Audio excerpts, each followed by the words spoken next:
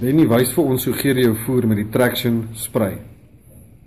Wat ek gewoonlik doen is, daar's nie regtig 'n spesifieke periode wat jy moet wag, maar ek wag gewoonlik so tussen 5 en 10 minute.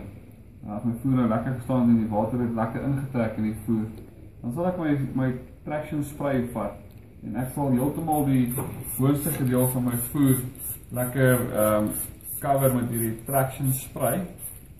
En wanneer hy nou klaar deur is, dan maak jy net seker dat jy hom ordentlik deurmeng. Sodat jy nou nie stukkies wat het wat dalk meer traction het as ander dele nie. Maar as jy dit klaar gedoen het, dan sal jy basies reg om te gaan. Dit ruik lekker. Ja nee, kyk, die visse staan absoluut toue vir hierdie traction geur in die bom.